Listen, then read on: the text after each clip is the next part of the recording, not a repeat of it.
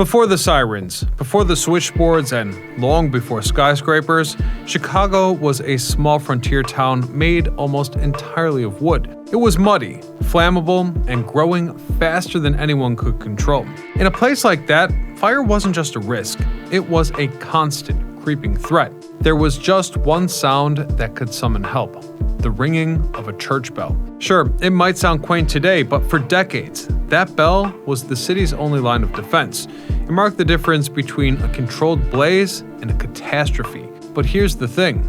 Over time, it evolved into one of the most advanced fire alarm systems in the world. So, how did Chicago go from ringing church bells to building one of the fastest and most coordinated fire response networks in America? Stay tuned to find out, as today we uncover how church bells became Chicago's fire alarm network.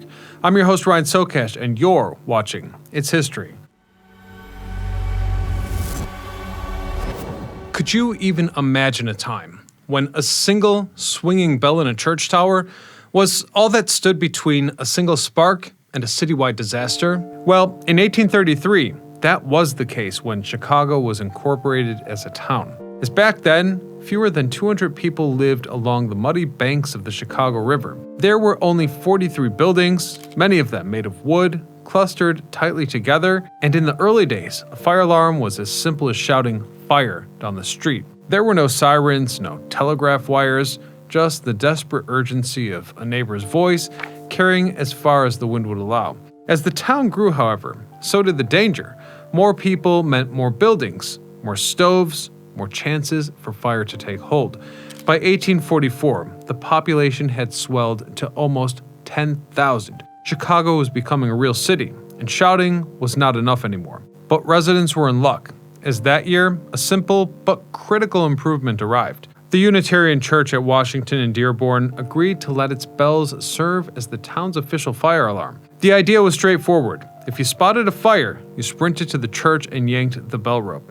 The ringing summoned the city's volunteer firefighters, and frankly, anyone else who could carry a bucket or swing an axe. But as Chicago's population exploded, even the loudest bell couldn't cover the ground anymore. By 1855, Chicago's population had jumped yet again to nearly 80,000, and the city had sprawled across more than 17 square miles. One bell, no matter how hard it rang, could never reach every ear. So the First Baptist Church stepped in, offering their larger, more resonant bell. Its booming tones could roll across neighborhoods and summon aid from even further away. But then, when the city built a new courthouse at what's now City Hall, they transferred the Baptist bell into its tower. But this wasn't just about getting louder, it was about getting smarter. Fire officials introduced a rudimentary code system, 8 tolls of the bell to grab attention, followed by a short pause, and then a series of strikes, 1 through 6, to signal which direction the city fire was in. It was primitive, but it mattered. The second saved lives and property, and even a simple signal system like this improved how fast men and machines could get to the flames. Regardless, Chicago wasn't standing still for long, and neither was its technology. In 1844, Samuel and Morse demonstrated the magnetic telegraph. Suddenly, it was possible to send signals over wires, faster than any runner, faster than any bell. So naturally, Chicago, always eager to modernize, began eyeing the telegraph for its fire system. By 1865, the city installed the first fire alarm telegraph network, 106 alarm boxes scattered across neighborhoods, all feeding signals back to a central dispatch office located high atop the courthouse dome. Residents could run to a box, pull a lever, and send a coded electric signal downtown, alerting firefighters to exactly where help was needed. It was a major leap forward. No more guessing, no more wasted minutes. Firefighters could now mount up and head straight to the source of the problem. But the progress was more fragile than anyone had previously imagined. According to most sources, on the night of October the 8th, 1871, a fire ignited in a barn behind 137 DeCoven Street, owned by Patrick and Catherine O'Leary. Well, the exact cause remains uncertain. The conditions were ripe for disaster. Chicago had experienced a prolonged drought, leaving its predominantly wooden structures and sidewalks tinder dry. A strong southerly wind further exacerbated the situation. fanning the flames and propelling embers across the city. Compounding the crisis were critical failures in the fire alarm system. A neighbor attempted to report the fire using a nearby box, but the signal failed to register at the central courthouse. Simultaneously, the courthouse watchman, Matt Schaefer, misidentified the fire's location, directing firefighters a mile away from the actual blaze. Then, when the error was realized, dispatcher William Brown inexplicably refused to correct it, leading to a fatal display of nearly 45 minutes before the first responders arrived. By the time firefighters reached the scene, the fire had already spread uncontrollably. The city's waterworks, a crucial resource for firefighting, succumbed to the flames, rendering hydrants useless. The fire's intensity generated so-called fire devils, whirling columns of flames and superheated air, so powerful that it hurled burning debris across the Chicago River, igniting structures on the north side as well. The inferno raged for over 24 hours, consuming approximately 3.3 square miles of city. Iconic buildings, including the Palmer House Hotel, the Tremont House, and the Crosby Opera House, were reduced to ashes. The supposedly fireproof courthouse, housing the central fire alarm system, was also engulfed. Its bell tower collapsed in the early hours of October the 9th. In total, the Great Chicago Fire claimed an estimated 300 lives, left 90,000 residents homeless, and destroyed over 17,000 buildings. With that in mind, the catastrophe underscored the vulnerabilities in the city's infrastructure and the dire need for a more reliable and efficient alarm system. In the smoldering ruins, Chicago faced a choice: rebuild or fall behind. They chose to rebuild, and fast. Within just 2 days, half of the West Side's alarm network was operational again, and a week later, the South Side followed. City officials scavenged materials from other towns, improvised new lines, and even used makeshift electrical devices just to get the system working again. In doing so, they recognized one of their gravest mistakes.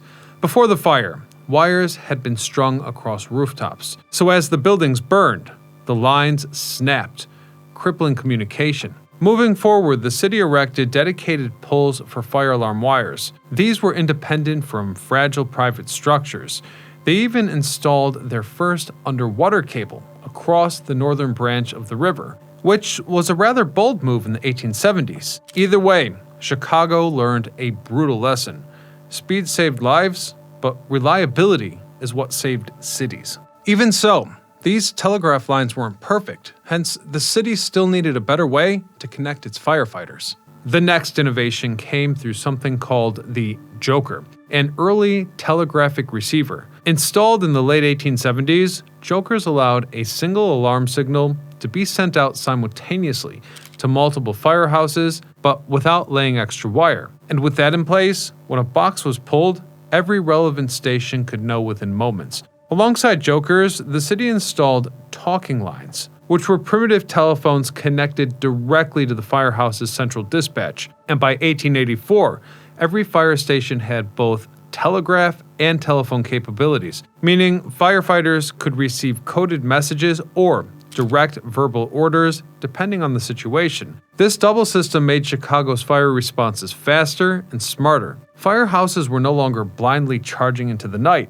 They were coordinated, directed, and focused. Meanwhile, city planners kept thinking ahead, to the point that when the 1893 World's Fair arrived, none of the alarm wires in downtown Chicago remained above ground. They ran safely underground, protected from weather, construction, and the ever-present threat of fire. Yet, even a century of progress couldn't completely erase the city's raw memories of disaster. In the early 20th century, Chicago kept refining its system. The running card schedule was introduced in 1927, organizing which companies responded to which alarms and ensuring the city always had enough coverage, even during massive blazes. Special lines linked the fire department directly to public utilities, gas, electric, transportation, and so on. This way, critical services could be shut off instantly if flames threatened to make things worse. Then, in the 1930s, loudspeakers called amplifiers began to appear in firehouses, allowing the dispatchers to shout out updates across the entire building at once.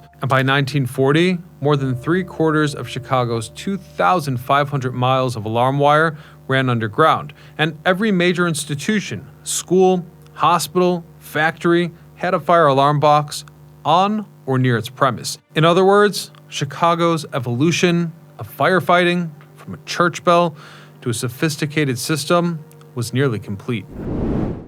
Today, most Chicagoans pass by the old fireboxes and church towers without giving them a second glance. Yet these relics of the past are scattered throughout the city. For instance, in Hyde Park, you can find 2 fire alarm boxes that, while not the traditional red, are a curious reminder of the neighborhood's history. Beyond that, we can venture into the city's architectural heritage to find what remains of the original firefighting system. For example, several of the 19th century firehouses still exist. Engine Company number 27, located at 1240 North Wells Street, is one example. The firehouse is also part of the North Wells Street Historic District and reflects the innate architectural style prevalent at the time. Another notable structure is Engine Company number 98, and it's my personal favorite, situated adjacent to the historic Chicago Water Tower right there on Michigan Avenue. This firehouse has become something of a living museum, illustrating the city's commitment to preserving its firefighting legacy. And we'll leave it there for today, but I'd like to thank our Patreons for making this episode possible, and I'd like to also invite the rest of you over to the Patreon page where you can send me your episode ideas without joining or paying anything, in fact. So I hope to be in touch over there. Otherwise, until next time, this is Ryan Socash, signing off.